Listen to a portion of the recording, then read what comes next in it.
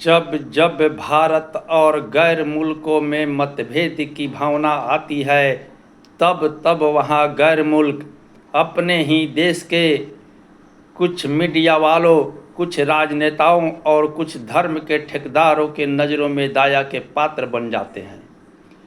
इन लोगों के द्वारा उन गैर मुल्कों के सारे फरियाद सुने जाते हैं, उनके घाव पर मरहम लगाया जाता है, उन्हें खुश करने के लिए हर संभव प्रयास किए जाते हैं।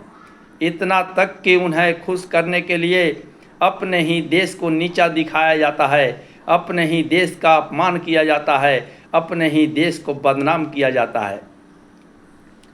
मैं पूछना चाहता हूँ उन मीडिया वालों, उन राजनेताओं और उन धर्म के ठेकेदारों से कि क्या ये लोग भारत के दुखती रगों पर हाथ फेरते हुए उन विदेशी आक्रांताओं की निंदा करने के लिए तैयार हैं?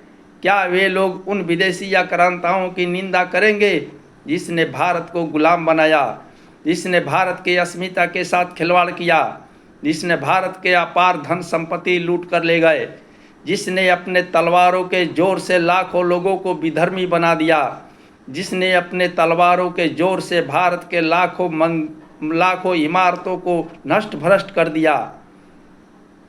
क्या ये लोग उनकी निंदा करेंगे?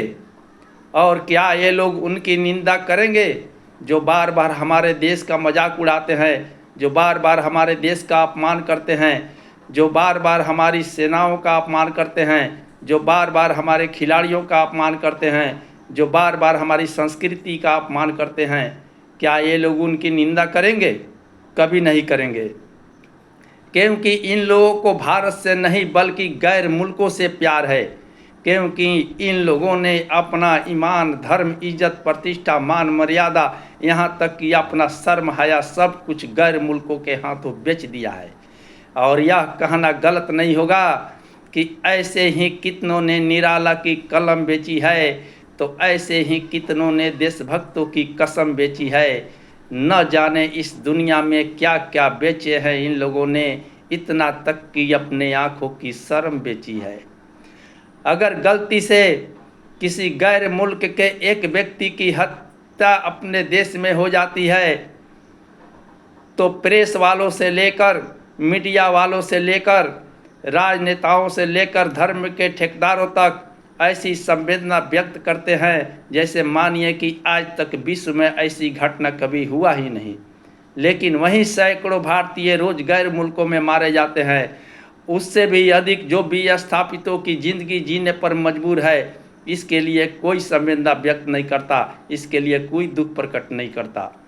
तो एक देश प्रेमी युवक ने भावुकता में आकर यह कह दिया था कि भारत में भी परमाणु परीक्षण होना चाहिए, तो इस पर 2/3 देशों ने प्रतिक्रिया व्यक्त किया था कि यह कैसे कह दिया। लेकिन वहीं पाकिस्तान बार बार परमाणु बम की धमकी देता है, तो इस पर कोई देश प्रतिक्रिया व्यक्त नहीं करता, और इस पर इन्हीं मीडिया वालों, राजनेताओं और धर्म के ठेकेदारों के कानों पर जूं तक नहीं रेंगती। तो बात बिल्कुल साफ है, ऐसे बेशर्म लोगों के नज़रों में भारत की हित की बात करना सांप्रदायिकता है, लेकिन गैर मुल्कों के हित की बात करना सांप्रदायिकता नहीं है, वह धर्मनिरपेक्षता है या उनका पूर्ण अधिकार है। आज हमें जितना डर गैरों से नहीं है, उतना डर हमें अपनों से है। पहले भी हमें अपनों से ही डर था, पहले भी हमें अपनों ने ही हमारे साथ गद्दारी की थी, हमारे साथ धोखा किया था, और आज भी अपने ही हमारे साथ धोखा दे रहे हैं, हमारे साथ गद्दारी कर रहे हैं। हाल किसको सुनाएं हम अपना, जख्म सीने पे खाए हुए हैं, गैरों से करे क्या हम शिकवा, अपनों से सताए हुए हैं।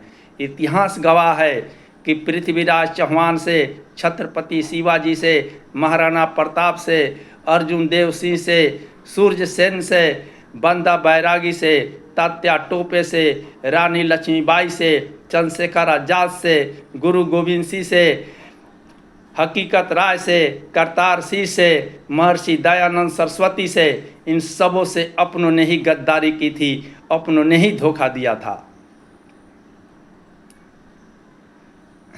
अतः